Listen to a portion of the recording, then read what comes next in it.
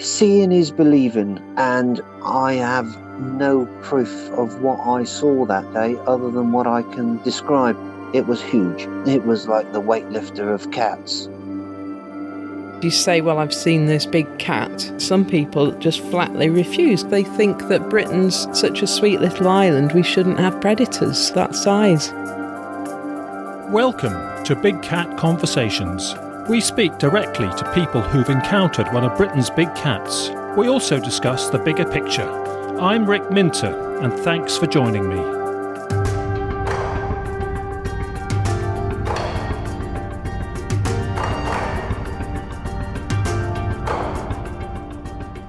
For our first guest, I'm delighted to introduce Lord Tyler, Paul Tyler, and he is an active politician who represents the Liberal Democrats in the House of Lords, and he is their spokesman for political and constitutional reform.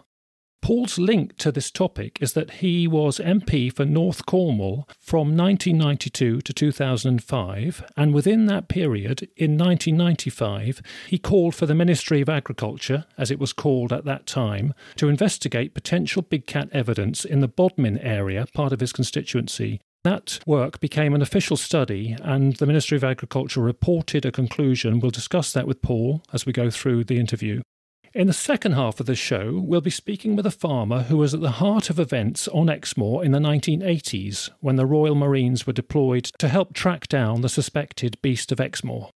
So first, we're looking at Bodmin Moor in the 1990s. So Lord Tyler, Paul Tyler, thank you for joining us and welcome to the show. Pleasure. Thank you very much for joining the show and talking about what to us is a very important event, and for you it's one of many things through your career. But when people first started contacting you about big cat issues and you were their local MP, did you think this was real, or did you think, not sure, or what kind of sort of shock or not was it for you at the time? I was absolutely convinced that they were indeed encountering something very unusual. It was hard-headed Cornish farmers who started me in this particular investigation in the spring of 1994 because of deaths of lambs. In the lambing season in an area like Bodmin Moor, and I must emphasize that it was never seen in Bodmin itself, any animal of this sort would have been found on the wilds of Bodmin Moor and the immediate parishes around. But the farmers who came to me and said something's got to be done about this were certainly not the sort of people who thought there might be fairies at the bottom of the garden. They were very sturdy and sensible and matter-of-fact people with a great deal of experience of the countryside. And their evidence was supported by a number of other people whose opinions I certainly would respect. Local solicitor who had seen an animal when he was exercising his dog outside Bodmin, out on the moor. A close friend of ours, a farmer's daughter, who had seen it when she was walking in an area quite close to our own home on the edge of Bodmin Moor. By the summer of 1994, I was convinced that there was a potential problem, not just with livestock, but possibly with children. And therefore, I started to make inquiries as to whether anybody was already in a position to give me authentic official advice as to what should be done if there was a problem, and whether anybody was prepared already to deal with that problem should it occur in terms of a major incident of any sort. And I came in contact with a very interesting man in the area, a local police constable, Peter Keane, who then told me that he, as in his own spare time, as it were, as a hobby, had been taking photographs of animals that clearly had not been killed by dogs, let alone by domestic cats, and had been in touch with a number of farmers in my area. So with his help and with the support of the NFU, I convened a conference in Bodmin in, I think it was August 1994, where a number of people put before me their evidence of what they were convinced were wild cats, exotic animals at liberty in the Bodmin Moor area. When you were doing this, Paul, at any stage, were you concerned that as an MP in the public spotlight, dealing with an unconventional subject like this, you might get scoffed at by some of your opponents who easily look for things to nitpick on and do you down. Did you feel that you might get criticised as a gullible politician and it would actually do you no good? Or did you feel, no, this is so credible that these people have got so much conviction, I'm just going to stay with it and I'm sure we're onto something and I don't mind if some people are sceptical and scoffing about it? Well, I think there's one thing being sceptical, another is being convinced, carefully convinced of the strength of the case that's being put before you. The number of farmers who are certainly, as I've described, not given to flights of fancy, who had come to me, together with Peter Keane, the police constable, together with the local officials of the National Farmers Union. These were not the sort of people that I felt I had to challenge to the point of not believing what they were telling me. It was a very convincing case they were putting in front of me. So I think it's probably fair to say that at the outset, I was questioning, but I was never skeptical of the validity of the case they were putting before me. Yes. Did you ever get concerned, though, that by taking it up and representing them as you felt you should do as their MP, you would get criticised by others who would see it as so preposterous or think it was so preposterous it couldn't be true and that you were gullible? Did you feel that it could impact on your reputation? I mean, a lot of people don't look into the subject even though they feel it might be credible because they're worried about reputational impact.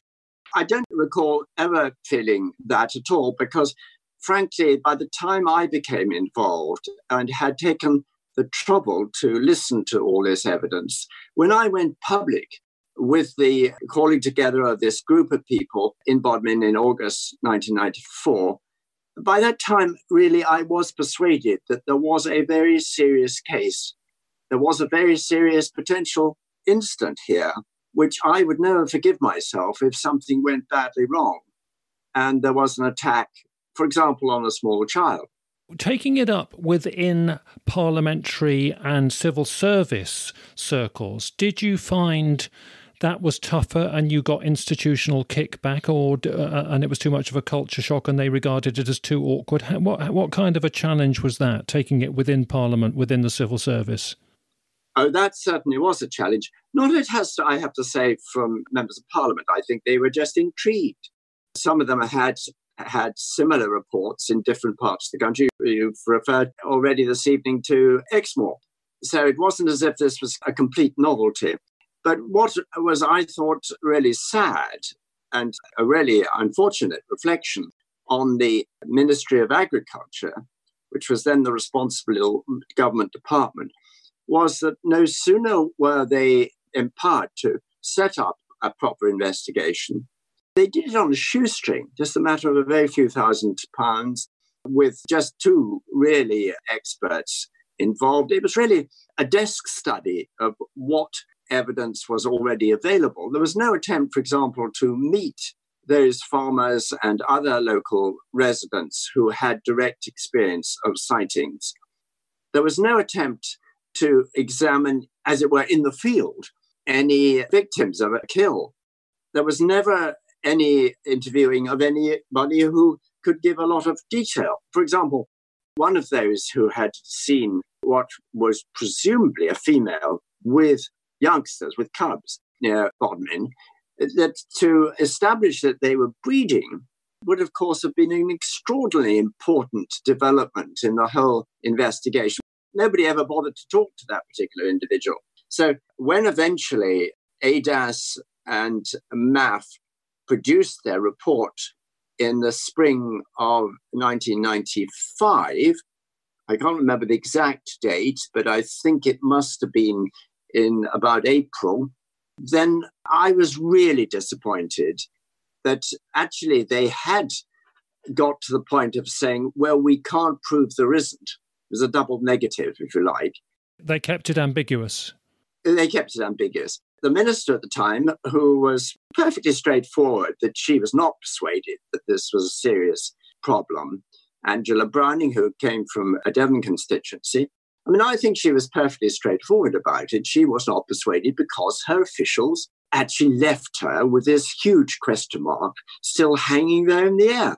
In normal circumstances, I would have expected a minister and a ministry to have said, this is unproven. We should seek what further evidence we can establish to get it to a point where we can make it a certainty in either direction. But they didn't go any further.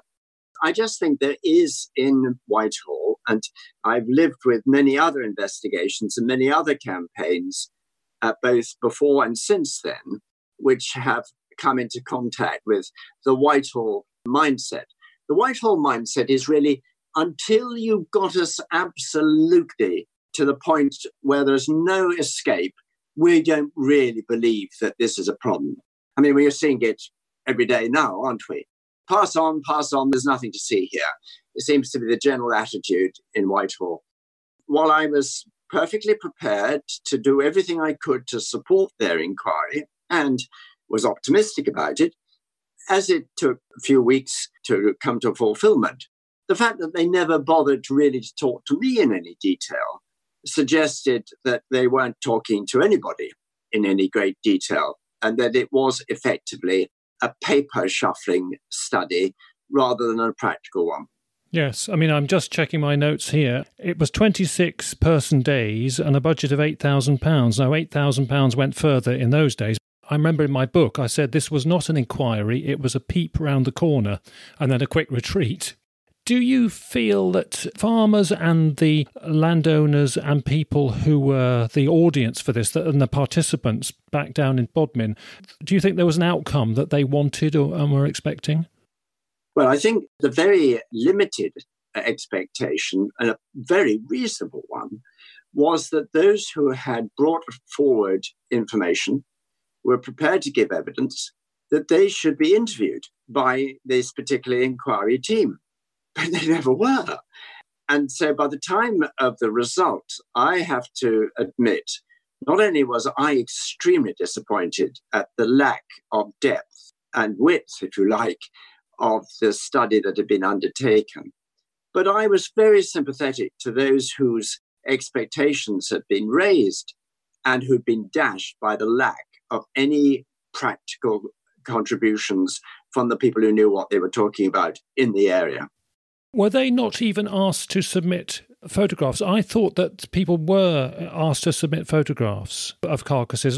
They were, you're absolutely right. But frankly, if you are a busy sheep farmer, and most of the victims, of course, were lambs, you don't stop to take lots of careful photographs and measurements, let alone, as you have mentioned before, had the professional and technical expertise to look at bones and decide what sort of size of cat or other animal might have attacked a lamb. You don't have that sort of information. And those days, people didn't have mobile phone cameras to hand. Exactly. That's exactly the point I was going to make. Nor do at that stage, in expectation that the study itself was going to do that sort of work, you don't really expect to keep records of everything in a scientifically professional way if you are a busy farmer. That isn't how life works.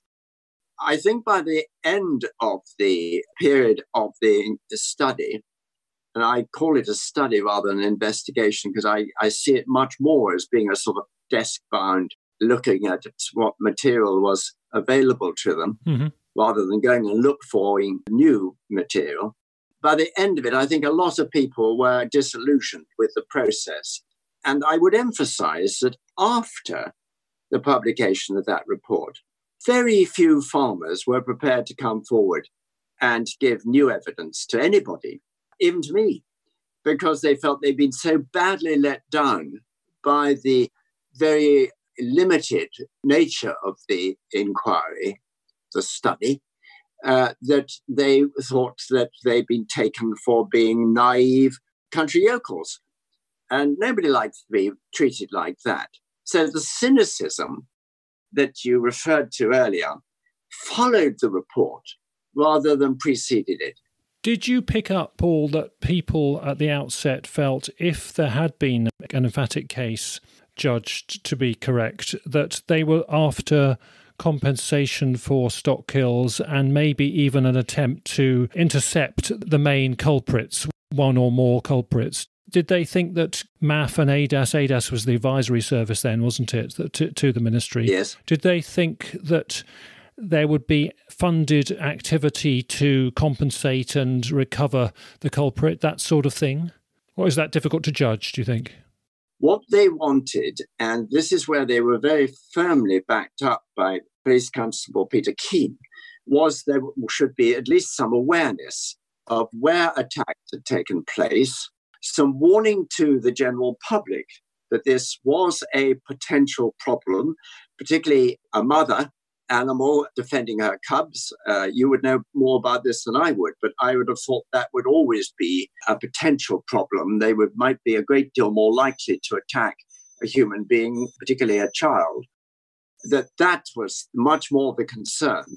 If it had become a wider problem, if there had been a whole group or a number of single individuals but operating over a bigger area, if there had seemed to be several breeding pairs, then I think that the farming community and the NFU, they're a very hard-headed lot, they were all much more concerned about this getting out of control and nobody being prepared to take responsibility for any warnings and potential care about the numbers that seem to be increasing. It was much more about taking a responsible, careful attitude to what might happen, rather than any individuals looking for compensation or any specific support of that sort.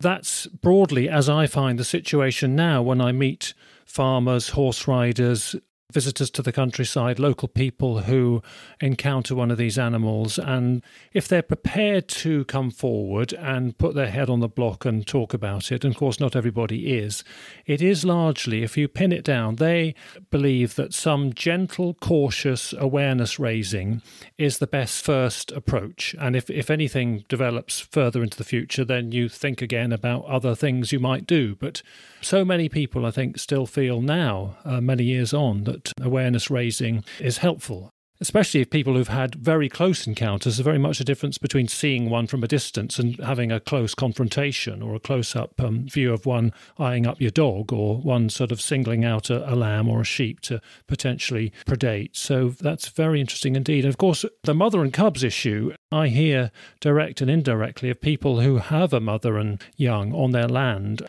Some people are very emotionally touched by that, so they keep it quiet. And other people feel, well, this is so potentially inflammatory. If I admit to this, there'll be some rebound on my land and property and name and business status. The more severe and intense the experience or sighting is, the more people, I think, are inclined to keep their head down because of fear of consequences. So it is a difficult sort of psychological, tactical issue, I think, for a lot of people.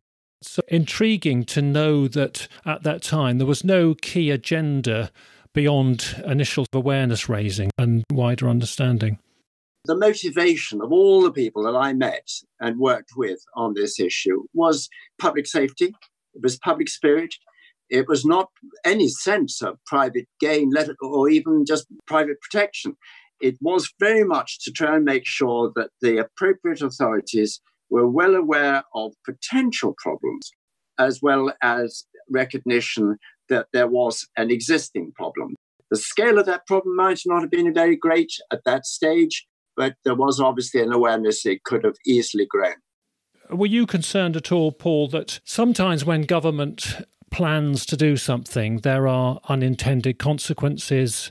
I'm not excusing Whitehall at all, but I think sometimes it's actually quite useful if Whitehall does nothing, because you don't start spending money when it's undeserved and waste money, or you don't come across an unintended consequence which can be worse than the issue you're addressing in the first place. Did you ever fear that this could lead to a Pandora's box and a disproportionate reaction, or did you just want it investigated in a step at a time consideration of the issues as they emerged? Well, I never imagined that there was going to have to be some sort of massive eradication program, because the scale of it wasn't like that. And I was impressed with the extent to which the farming community, individual farmers as well as the NFU, were not looking for that. They were looking for a proper, responsible awareness of a potential problem, and in so doing, that they wanted to be taken seriously. Their credibility was an important issue to them, and they didn't take kindly, as is the case with all good Cornish people, I think. They didn't take kindly to the suggestion that this was all a flight of fancy. Yeah. But at no stage did I encounter anybody really thinking that this was something that required an elaborate government operation. They simply wanted to be sure that people were aware of the extent of the current problem and of its potential increase. That's very helpful to know, that context. Were people, from your knowledge, Paul, reporting black panther, assumed to be black leopard in the main, and then there's the mountain lion, also called puma and cougar? Was it those two types of cats that you felt people were reporting largely? Yes, both were definitely reported, and they were distinct, of course. Both farmers and other residents were always, I think, able to give a clear distinction between the two possibilities. I mean, some, of course, the sightings were in dusk conditions, particularly in the early months of 1994, during the spring months, when the lambing was the major problem. But even so, I think it would be fair to say there was a clear description in each case of one or other of those colourings. Yes, and of course, if you only woke up to an impacted carcass, an eviscerated carcass, you wouldn't have seen the culprit anyway. No, exactly. Were people reporting the sounds, the calls, the vocalisations, do you know? Frankly, I don't recall that. Now, maybe that's just because it's quite a long time ago. I don't recall that being a major issue. What about lynx? Were there any lynx-type cat reports? No, as far as I recall, again, I have some records here, but I'm afraid it is quite a long time ago. I don't recall that, no. No, okay. And what I find intriguing now is that a lot of people from hunting, shooting, fishing, farming situations where you might feel they might be intolerant and hostile are actually, I think, have come to terms and respectful of these animals in many cases, most cases I find. And I think that's largely because these animals that are around still, that obviously many years on, so that perhaps proving there's been some low-level naturalising population increase happening, but perhaps at a very small level. They seem to be largely behaving themselves with one or two exceptions. And of course, the exceptions can seem dramatic. It's almost like a lot of people have come to terms with this. Does it surprise you in any way that it's an ongoing issue, even if it isn't perhaps as intense in terms of the sheep killing that went on at key stages in the 80s and 90s?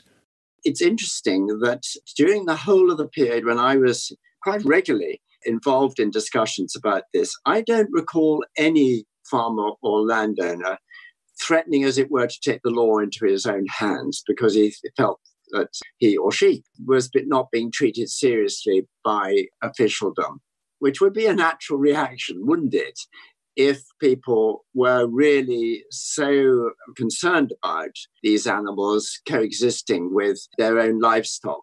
So I think there was a sort of an interesting respect for the wild animal, which is not always the case with those who are trying to look after domesticated animals.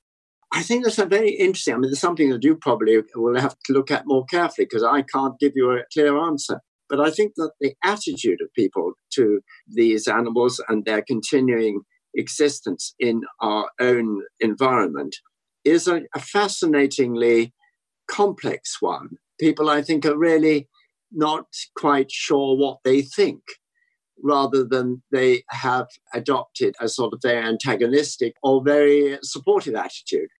I think a sort of interestingly complex relationship there, which those who are livestock farmers perhaps have a greater extent than the general public. Yes, because they're exposed on the front line. Absolutely. Yes, I think that's absolutely right, Paul. I think so many people express mixed emotions and almost say, well, it depends, it depends if these animals carry on largely behaving themselves or not. The jury's out and it's up to the animals to prove to us that they can coexist. But of course, so many people also remain sceptical because they never come across the animals. They don't understand how incredibly stealthy and furtive these kinds of cats are as predators. Yeah, there's a whole range of emotions and opinions. Nobody's right or wrong here. We're all just learning about it and muddling through together. I think that's absolutely right. And looking again at some of the press cuttings at the time, it comes through very strongly that people were more intrigued and admiring by the possibility of these elusive animals being there quite close to them than they were either frightened or concerned to the point of wanting there to be some sort of eradication program. And I think that's encouraging. You would know whether that continues to be generally the case, or whether either the increase in some areas or the apparent breeding of pairs in some areas has caused people to be more anxious, concerned, and therefore less supportive and appreciative of these amazing animals. Yeah. I think the listeners to this podcast know that majority of witnesses sort of say, leave them alone until there's a case to do otherwise. They do deserve respect, whatever background they're from. I think also that we're always talking with a biased sample, aren't we? Perhaps people who were trying to use firearms to take a bullet to the issue would do that secretly anyway. And I do believe that happens occasionally. And those people are just going to sort of keep quiet about it and dig a hole and shut up, and that's it.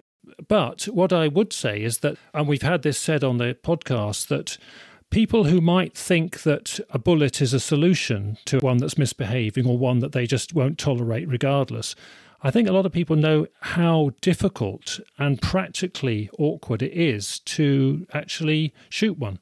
Yes, quite. Don't let it get to you so much. In some ways, it's where perhaps government isn't well suited to address a problem that's so complex and multidisciplinary and hasn't got formulaic approaches. Government is good when there's a set-piece approach to something and you just dollop a range of money and a range of people to do something about something. But I think this is more subtle and complex, and so does need other approaches perhaps. I think that's absolutely right. I think you've summed it up brilliantly. I just wanted to finish, if I may, going back to what I said at the very outset of the MAF inquiry. I hope this will reassure farmers that their fears are no longer being discounted. The last thing we want is a self-appointed posse of amateur big game hunters taking the law into their own hands. That was my fear at the time, that if the ministry didn't take it seriously and didn't respond with a proper and thorough investigation, then I thought there was a danger that there would be some amateur attempt to do something which would be potentially extremely dangerous to animals and to human beings. Well, fortunately, that didn't happen, but I still think that the attitude of officialdom was too limited, was too narrow. And as a result of that, I'm afraid a lot of people since then, probably in other parts of the country too, but certainly in Cornwall, have just quietly said, well, we're not going to bother any longer with telling people about what we've seen, what we've heard, what we've experienced, because they won't take us seriously. Now that, in any walk of life, I'm afraid, is not a healthy situation. I agree. Reflecting on how I find things now, I do think those scars and memories of those scars do still live on. I think there's a slight tendency to be cynical of government intentions and government mindsets and attitudes anyway these days for something as complex as this. But I think you're right, Paul. I think that the memories do filter on from that approach.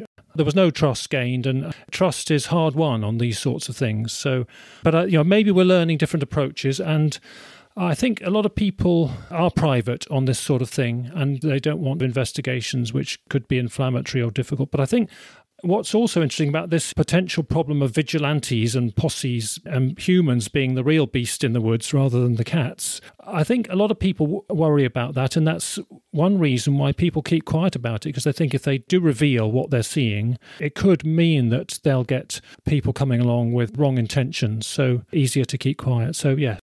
Well, Paul, I'm very grateful to you spending time for us setting out the context as you saw it and dealt with it as it evolved at the time. And in a busy politician's career, you've probably dealt with many awkward subjects, and I guess this is amongst them as one with no easy answers. But very grateful for your time and interest, Paul, so many thanks indeed. Well, thank you, Rick, very much, and very best of luck with the further activity in this field. I hope it all goes well. Thank you very much, Paul. All the best.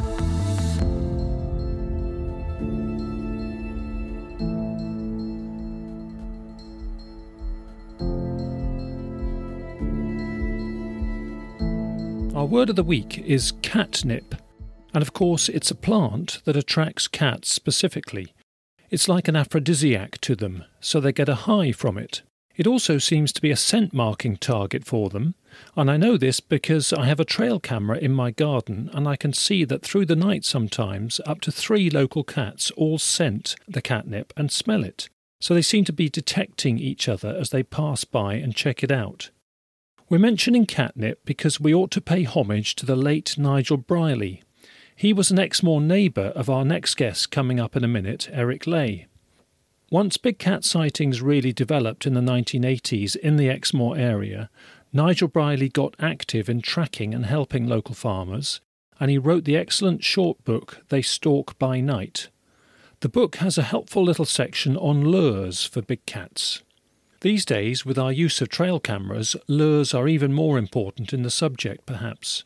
We'll probably talk about lures and hear different examples of them in some of our future episodes.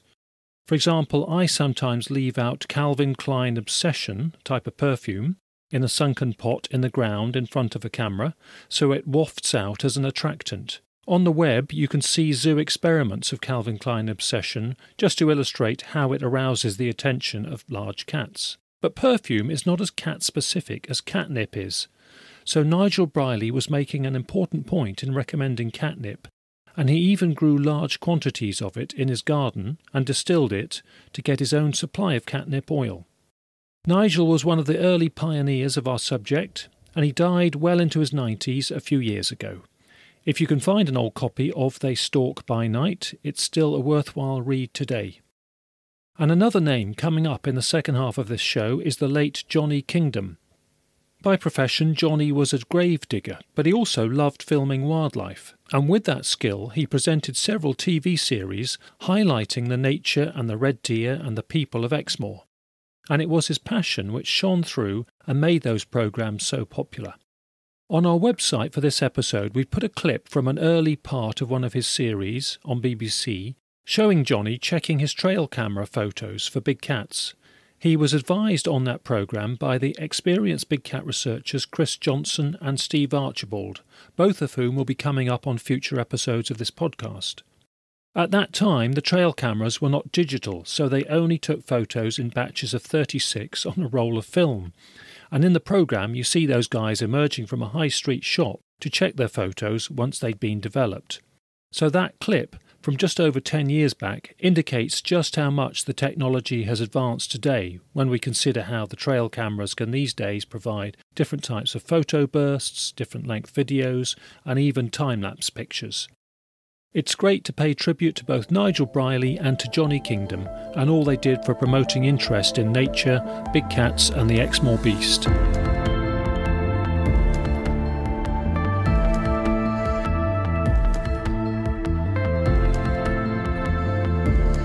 For our next guest, we are at Drewstone Farm on the southern edges of Exmoor National Park, and we're going to talk about some events which happened in the early months of 1983 when we had a big episode of sheep carcasses found on Exmoor. Eventually, the Marines were called out, and the epicentre of all of those events was Drewstone Farm and the vicinity, and the farmer at the time was Eric Ley. I'm with Eric, who's still based at Drewstone Farm.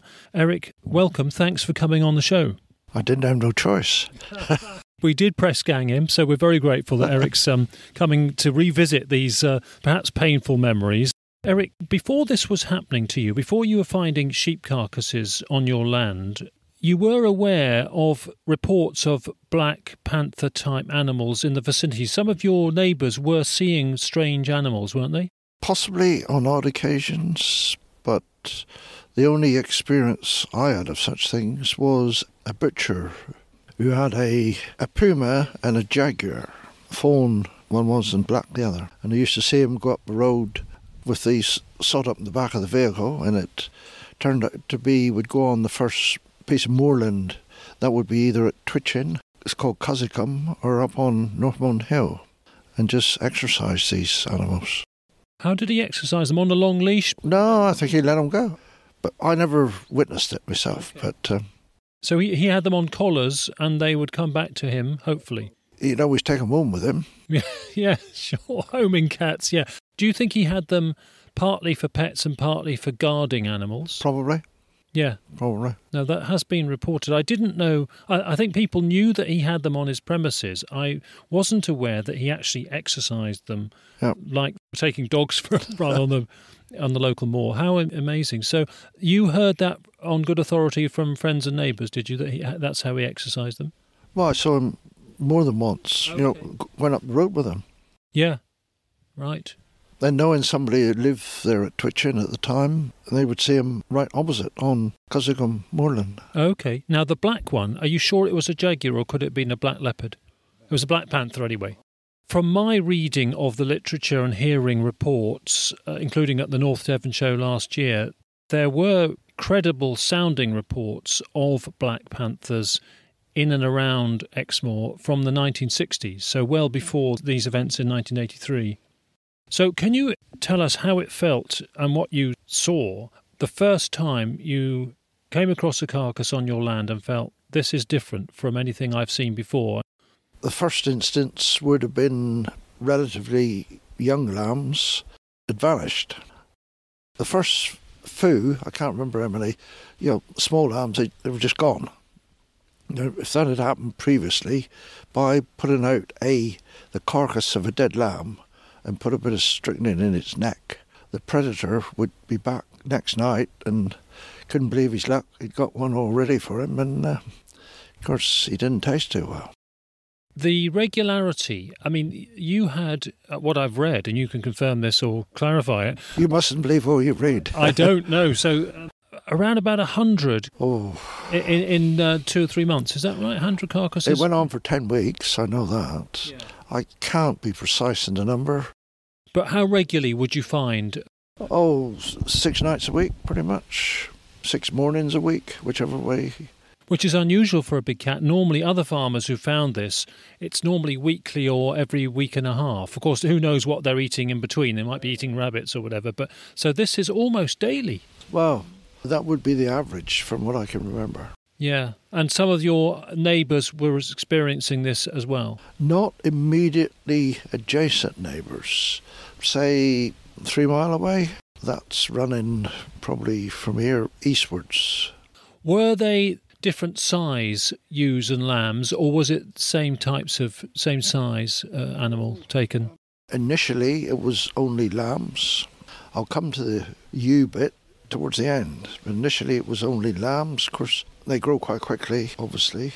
Yeah, and it wasn't long before what you would find would be a carcass left with the rib bones clean right out.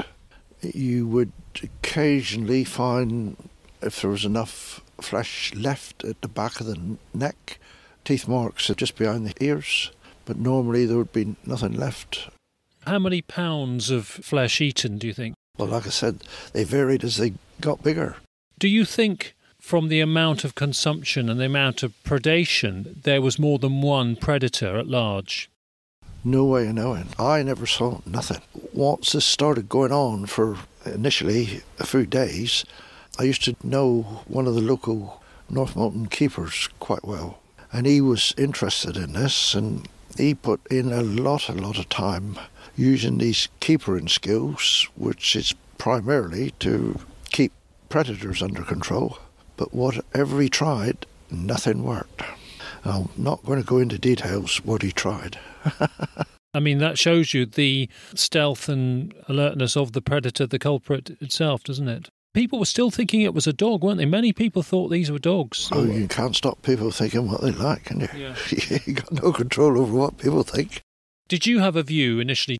I'd only ever seen dog worrying once before. And in that case, everything was so messy. Sheep in the field were spooked to death. But this was, you'd never hear nothing. Everything was so quiet. It was just operation by stealth, basically. Completely different to how a dog operates. And the carcass clean and clinical and tidy? The bones would be licked clean. I presume you had farm dogs. Did they ever get alarmed at night? I don't recall it. In terms of people helping you and giving their expertise and wanting to try and do detective work, Nigel Briley was a neighbour, wasn't he? He looked at poor Prince and he even had a cage ready, didn't he? Yeah, we had 2 or 3 cages down, different places with bait in, but that was a fortuitous exercise. Because something we never found out for probably 6 weeks, maybe more. It come to pass that any field with sheep in, if anyone walked around the boundary of that field just before dark, those sheep were perfectly safe. We tried different things. This first one was totally ineffective. Someone offered to drive round all night with the Land Rover, just keep going, all night, which in itself proved effective. But the irony was that if he finished, say, 7 o'clock in the morning, something like that, by the time everyone got round and, they were all seen, 9, 10 o'clock, something like that. Yeah, one of the last fields he'd driven through, there was a carcass under one hedge. So it was almost as if whatever was doing this was up a tree or wherever, watching, thinking to yourself, this silly bee will get tired of this eventually, and that's my chance. So that was one of the first things we tried. I can remember 1 or 2 more if it's of interest. Yeah, the thing is, we're still thinking about it now. This is the irony. One of the next things we tried, a lot of people was getting interested in this, no more so than Johnny Kingdom. OK, yeah, the late Johnny Kingdom unfortunately died a couple of years ago, didn't he, with a tragic accident on his farm. It's an accident that killed him, yeah. He was up for staying up all night with a mate. I think they might have been alone the first night, but thereafter we had up to 10 or a dozen pairs staying up all night in what we thought was strategic spots. Because it was still March, it was a case of having some bales of straw or something like that to break the wind, or sitting still all night is not very warm. We tried to make it as natural as possible. Yeah, and that to a degree was effective, because as a general rule, fields they were in was fine. Except for one particular instance sticks in my mind, and it was the fact that particular night the wind was blowing in a northerly direction, and they were underneath the southern hedge bank, so the wind would have been blowing towards the south, and when they come to leave, right in the northern corner of the field, lo and behold, they found a carcass, and it had happened when they were there in the same field, and they never knew nothing. Sheep never moved at all. What was a pattern, which was recognised quite quickly, was all these carcasses were found, say, within a maximum of 10 feet from a hedge. That could be only 2 or 3 feet, could be 10 or 12 feet, but that would have been about the maximum. But it soon became apparent something was jumping off the top of the hedge. It appeared pouncing from the top of the hedge. I suppose your hedges are hedge banks, so they can do that more, can't they? Well, at least 5 foot high, maybe 6 foot. Yeah, 6 foot easily. I find with other cases that I deal with now, it's mainly sheep, ewes and lambs that are unsprayed, undipped, or sprayed or dipped a long while back, so the chemical smell has worn off. Was that the case in your situation? Any dip would have been, at least 9 months before, so the effect of it would no longer been around. So there was no chemical smell on these? No. Well, I'll give you an instance in a minute where there was, but that was a bit further down the road. I can remember Johnny Kingdom suggesting, and I'm sure it was he who got hold of it, he went to a zoo and he got some fluid in a bottle. Now, I can't remember what it was, whether it was urine or what, I don't know.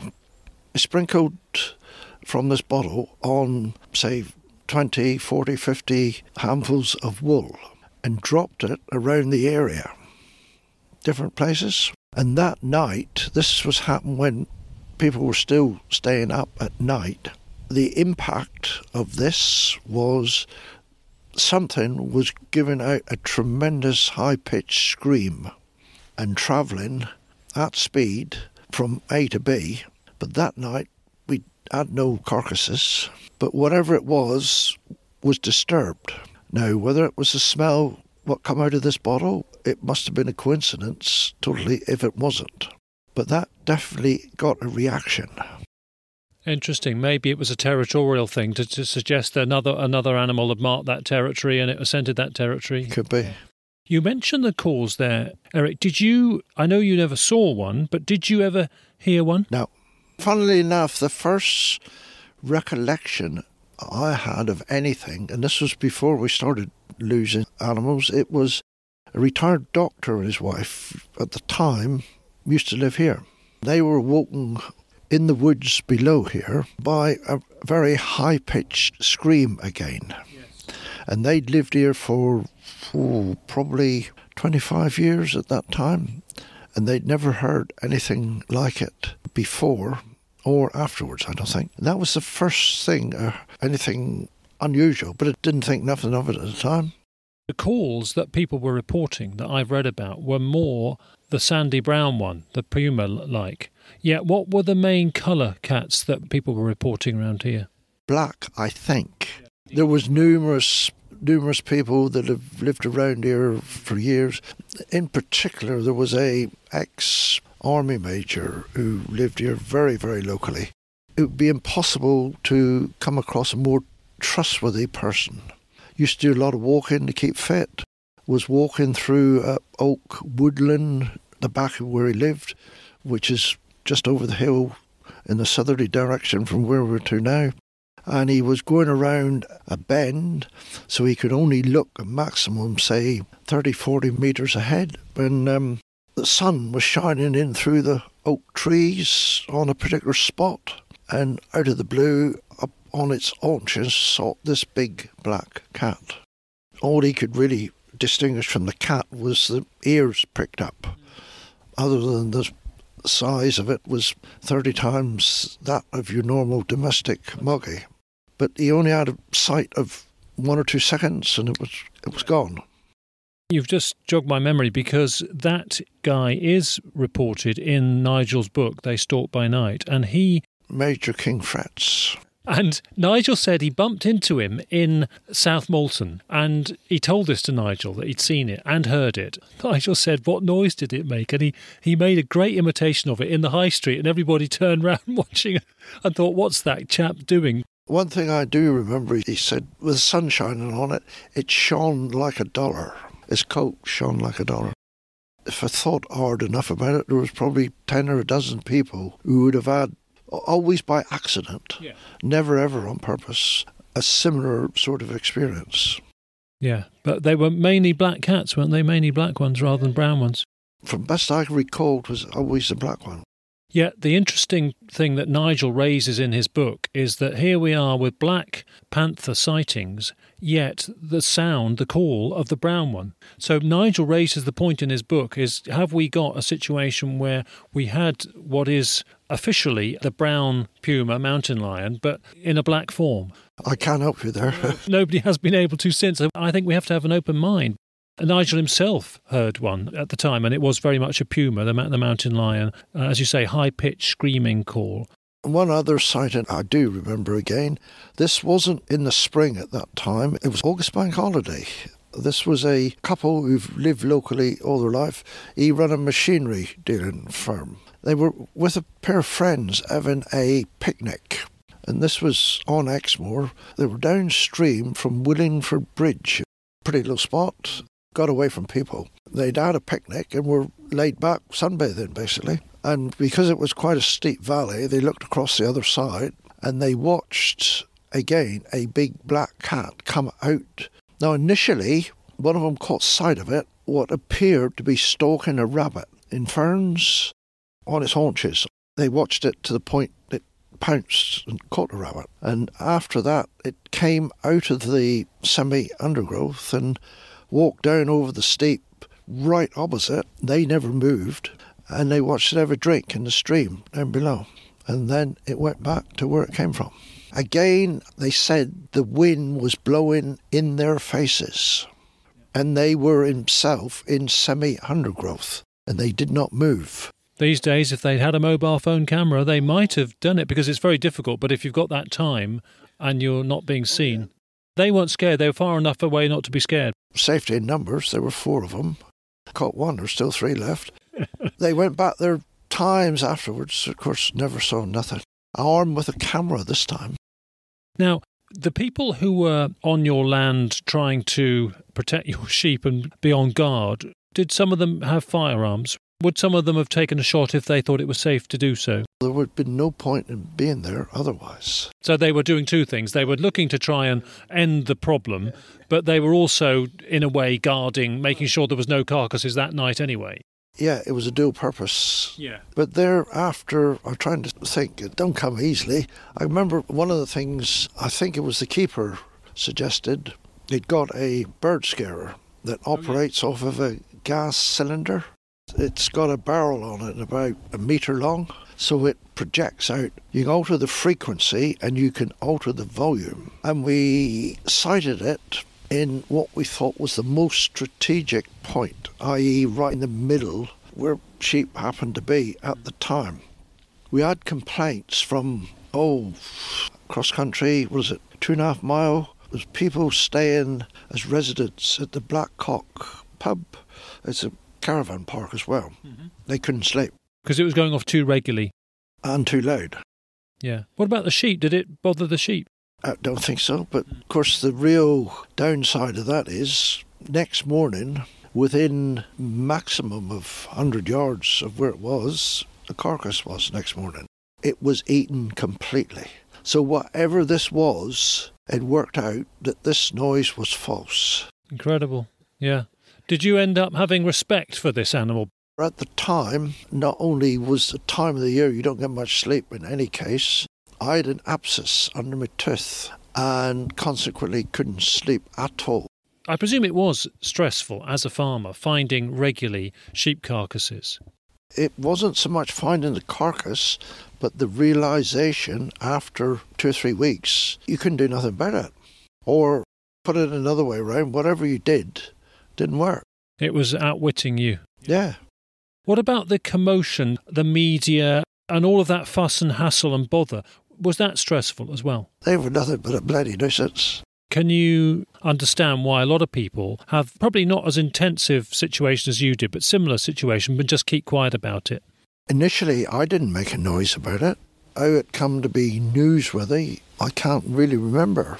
I know the local police sergeant got hold of it, and it was him who had friends in the Royal Marines. And once the media linked Royal Marines with this, that was like lighting the touch paper and stand back. A couple of other things that has come to mind. 2 packs of local hounds at the time. One was foxhounds and the other was beagles, offered to come and flush out the woodlands, and like this woodland here, it was completely surrounded with guns and they went in there with hounds. We heard the same afternoon that somebody, at least 5 mile away, at least, had seen something really, really suspicious. So the reality of what they were looking for was not necessarily living on the doorstep. So it was travelling here very deliberately. Yeah. But one thing that does come to mind, a guy who lives quite locally here was really interested in what was going on. He made different suggestions, and one was get all the sheep in. We had food come in and out that day. I remember it was chaos. We tried to get it all done one day, which I can't remember if we did manage or not, but we got the majority. All bar 3 or 4 in the flock, with all the lambs, and douse them in renardine. It stinks to high heaven. This is going back to the dipping point. Yeah. I think it was originally designed to put down in fields to keep foxes away. Okay. But it stunk to high heaven. And we thought we were doing a wonderful job. Now, in each bunch, we left 3 or 4 lambs. But what we did with them, I'm going to ask you to have a guess what we'd done with these 4. You didn't leave them as sacrifices, did you? They were possibly intended as bait, but it was a bait with a difference. And that is, you had little sachets with the tiniest bit of strychnine in. Remember, you only need a grain. Gosh. We threaded them through like the equivalent of an elastic band and put it round the neck of these handful of lambs we did not douse in this Renardine with the little sachet at the back of his neck. So they were the targets for the lethal dose? They were the targets. What would you think we found next morning? One of them gone without the lethal dose taken. No. Two of them gone, all of them gone. No. We found a ewe with its neck broken, again not far from a hedge bank, and again half eaten. The douse ones was the lambs. We didn't touch the ewes. The fact that we'd caught all these lambs with human hand, I don't think they would have touched any of them in any case. But we didn't realise that at the time. What we were doing seemed a really novel idea, but we left them like it for a week, probably. At least 5 nights out of that week. Again, we had the same scenario with a ewe each night. But it was at that time we realised this about any field that was walked around just before dark were safe. Because it would detect human smell, human disturbance. That connection of human involvement really hit home when the fact that these ewes weren't touched by a human hand, but all the lambs were, and they were safe. Labour-intensive job. We only got them all in once, because this Renardine would hang about for a long time.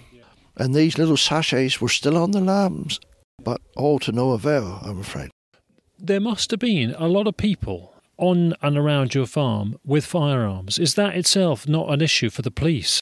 They weren't bothered two outs at the time. Anything like that never became an issue until after Hungerford. I do remember Hungerford as a child. There was no need for any shotgun certificates then. Yeah, okay. Yeah, Hungerford was a serial killer, just walked into town and shot. That's when, rules and regulations around firearms, etc., tightened right up. And of course it was the Marines. You think it was possibly the Marines, and they split into little small posses and did vigils, didn't they? And you think maybe they did end it all? Well, they put up like scaffold towers so as they got off the ground, take their smell away, which obviously was a good idea. They had night vision sights. And on 2 occasions, I got no reason to disbelieve them, but I think it was 2 separate places, they'd picked up an animal that size at 500 metres. This was not until the middle of May, situated in a strategic little spot. They picked up sight of this, well, I say this animal. I never had no problems after this particular night. They were adamant it was a big black cat because they were within probably 100 metres. It was on its belly, literally, although they could not see any rabbit. It was stalking something. And it was at that point the firearms instructor took the rifle and he was waiting for it to come up off the ground for a better target. But without any warning, from crouch position, it took off like a rocket. And it was at that split second he had a shot at it. And from that point on, I never had no more problem. I think we can see him on the forthcoming documentary, Britain's Big Cat Mystery, by Matt Everett. And he's interviewed by Matt Everett, and he actually recounts that situation. He says in the documentary interview that he thinks he did shoot it, but he didn't see the end to the process, and it may have petered out, it may not have done, he wasn't sure. My guess is there would have been a 75% chance it went away wounded. Yeah. And an animal like that would be, who knows where it would tuck itself away. And finding a carcass like that would be like finding a needle in a haystack, I suspect. If there could have been an outcome where it had been humanely trapped and you could have observed it and seen it at the local zoo or wildlife park, did you care, or would you think that would have been a nicer outcome? Well, at that point in time, that sort of question was totally irrelevant. It was like a nightmare. Usually, if you ever suffer from such a thing as a nightmare, but the most that can last for is probably a very, very short period in one night. This lasted for 10 weeks. And it was costing you money. It's hassle, fuss, bother, stress and money. Yeah, I suppose it was the stress was the main issue, especially when you had toothache all the time. Yes, sure. And, of course, other farmers were experiencing it, but not to the extent you were. Oh, no. It was like sporadic cases. Yeah. Have you any view on why it was particularly picking on your land and your sheep? Other than the fact it probably got it in from me. No explanation otherwise. Is there anything about the lie of your land, or did you have different views from other neighbouring? No, I think you're clutching at straws there. If it was anything to do with these two that I used to see travelling up the road, because prior to that, that individual who owned them had vanished, and the two animals had vanished. What happened to them, your guess is as good as mine. And they were different colours? Yeah, one of each colour. They would have sounded differently. OK, that is food for thought, isn't it? There's a reason for everything, if you can find that reason. Yeah. And that was the difficulty. We could not find the reason. People are still reporting big cats, the black ones and the brown ones, routinely across Britain now, and occasionally we do get farmers and landowners and sheep owners and estates that are having stock losses with the same kind of consumption pattern, and assuming that it's cat-related in places. So it's still going on 37 years later. Is that a surprise? I think the short answer is I've seen enough Christmases now that nothing surprises me. It's rare to have somebody experiencing it as severely as you did, although we are in touch with one farmer a long way away who's had this ongoing for 4 years.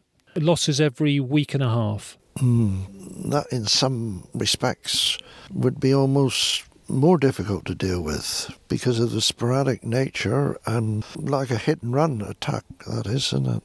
2 neighbouring farms are also experiencing it, not to the same extent. There seems to be one epicentre, 2 cats, local police office aware of it, powerless to do anything really without the resources. Well, but then it's not necessarily resources that would solve a problem like that. It's the right solution. Many solutions, mainly humane, have been tried. It's interesting how many people you got offers of help from. Oh, yeah, there was scores of people, really, really useful, but you come across a percentage that were a waste of time. Yeah, and got in the way, presumably. Come for the joy of it. So when people say it's romantic to think about there's these big cats out, do you understand where they're coming from, or do you think, well, you've got to think about the people who are impacted if the cats misbehave? First thing comes to the mind is, what is the definition of romance? I think they got the wrong word by miles there. If that's their definition of romance, then they got a fairly sad life. We're running out of time and it's getting cold. Final point. Is it the most stressful thing you've experienced as a farmer? That is a good question. I can think of 1 or 2 things, but totally different to this. Anything that would directly affect the farming side, no, nothing would have been like that since. Yeah. It's primarily because of the length of time it went on for. Yeah. And as farmers, you like to be resourceful and learn how to manage and control a situation. And that was the problem. You couldn't manage and control that situation, could you? Anything that had ever worked before was useless. And even, so-called professionals coming in, whenever they tried, was useless. I can even remember some had Indian connections. I'm talking about the Wild West now, turning up here. I can vaguely remember this. And their speciality was tracking anything. He was absolutely convinced that he would get to the bottom of this. But needless to say, he went the same way as everybody else. Yes. It's so interesting to hear about this experimentation that was going on, because it still happens now, spread out across different places. All of that experimentation still goes on, and the animals still outwit us now. Well, I suspect that is primarily because of the exceptional hearing, smell and sight of these animals, plus the 90% likelihood that they're living up in a tree. And afterwards I realised, like as an example, when these 2 packs of hounds turned up, although we were aware that on one occasion, I think I said before, someone 5-6 miles away had a very, very suspicious encounter with something. I suspect all that time we should have been looking up trees. None of this you'd be aware of initially at the time. Eric, I think that's all really valuable stuff. We have run out of time. Thank you for remembering all of that interesting material. So hope it never happens again. No doubt I forgot some things. It's inevitable. I'm sure our listeners are grateful for hearing from you on Big Cat Conversations. Thank you very much. Let's help you one day get a conclusion to this. For our next episode, we will be hearing all about how a panther sighting eventually turned into a book. That will involve talking with David Anthony Starkey. His encounter many years back was in South Wales, and that inspired him to write a new book, a fictional novel featuring black leopards in the wild in Britain. In our discussion with him, we'll hear about the plot and all the ideas behind it and the awareness raising he would like to happen as a result of the book. Meantime, I must stop highlighting the coming episode from Scotland, because we're still on pause with that one, but interviews are scheduled. The continued delay with that one is not our fault, honestly. As a clue to part of the coverage on that episode, word of the week will be Sylvestris. I need to do a shout out to Jack Perks. He is a wildlife cameraman and he specialises in rivers and in underwater filming. He also does a very engaging nature podcast called, wait for it, The Bearded Tit. Jack was nice enough to invite me on as a guest recently, so you can hear that at the Bearded Tit podcast episode 25. That's it for episode 31. Great to have your company, everyone, and we must thank a good friend of the show, Tim Whittard, for working his magic to help this particular episode happen. Thanks again to our guests, Lord Tyler and Eric Ley. Till next time, everyone, take care and bye for now.